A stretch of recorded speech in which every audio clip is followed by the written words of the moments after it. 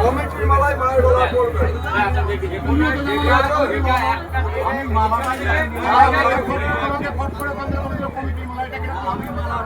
আমি একদম এরপরে ভুল হলে আমি পরিষ্কার বলছি, আমি ট্রেনে বার করে দেবো এখান থেকে, কেউ কিচ্ছু করতে পারবে না।